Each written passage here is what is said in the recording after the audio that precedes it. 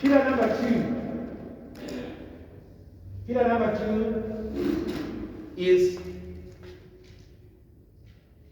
never compare your child with other kids. Never compare children. Never compare children. I read a story by Stephen Awari, a Tanzanian athlete, in 1968, who attended Olympics. Immediately after the marathon started, he developed a knee injury and started running slowly, following the other athletes.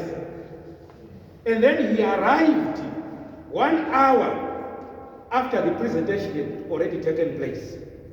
And the journalist of that time went to him and asked him to say, how come you kept on running when others had already been given their awards?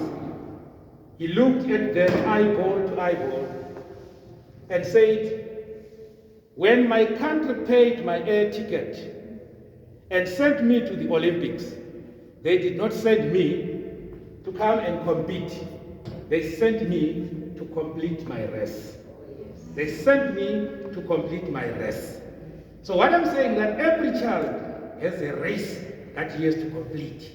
Even the Bible says, tells us a story about the parable of the talents. For the sake of those who go to church on Christmas, this story is found on Matthew 25, verse 15 to 20. Right? It says, a master went to a faraway country and gave talents to his servants. To the first servant, how many talents did he give? 5. Very good. 5, and then he went, he worked hard, invested, and then he brought 5 more. And then to the second one, he gave how many? 2, not 3. 2. And then he worked hard, he brought 2 more. And then to the third one, he gave 1, and he put it aside. And to all those, the 2 of them, he said, good and faithful servants, enter you into my kingdom.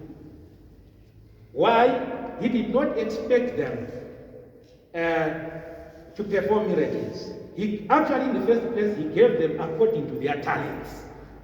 His 5, 2, 1. And he did not expect the same investment because they were different. So our first duty as teachers is to create a conducive atmosphere for all the learners with different capabilities. But in most cases, even us as parents, because we are teachers, we are also parents. We are fond of comparing our own students. My sister there, we are not like so and so. You know, your brother, when he was in standard this, he was getting all A's. Your sister, kids don't like that because they were not born to be so and so. They are different.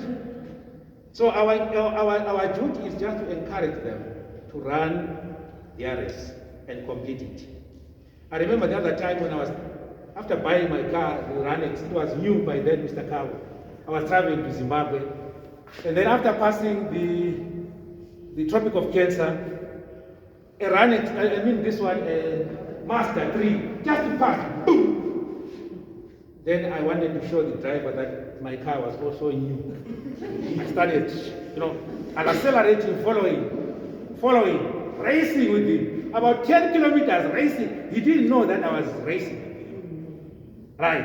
And then when he entered Pola Road there, he started indicating going to Pola Road village. He was not going where I was going. But I was busy racing with what? This guy. He was not going where I was not going.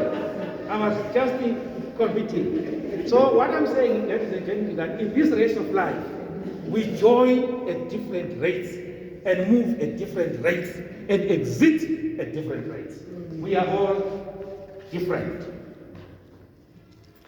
So even with our kids, when we're giving our work, there's no harm in giving some students 10 questions, and some 8 questions, and some 2 questions. I have a boy in my class, even if you give him 10, you get 0. So what is the point of giving such a child 10 questions, you struggle, and then 10 corrections, 20 items? That's not being fair to the child. Because even God, the Creator himself, that master, he gave 1. So even to students, you look at the capability of the student and give accordingly. Because in life, it does not mean that that child who is number 1 will be number 1 in life. It doesn't work that way. I remember another video that is going on rounds. A graduate was putting on the full regalia and was dancing, enjoying that I have now graduated. And then two months down the line, he was now carrying things saying, that gown was no longer there. That's how life is. It does not mean if you are number 1 in class, you will be number 1 in life. We are all unique. That's what we should know. We are all unique. We're not the same. We are not the same. And we should not expect everyone to be the same. I have a few quotation by Albert Einstein. He says, everyone is a genius. Everyone is a genius. And in life, I've discovered that. I have my own brother. He did not go to secondary school. But that guy can connect and deal with things involving electricity that I even don't know myself. So there's no one who can say that this one is dumb. Everyone is genius.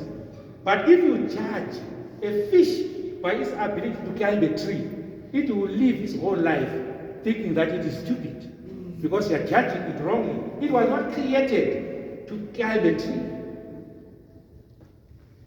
And then Benjamin May says, everyone is born into the world to do something unique.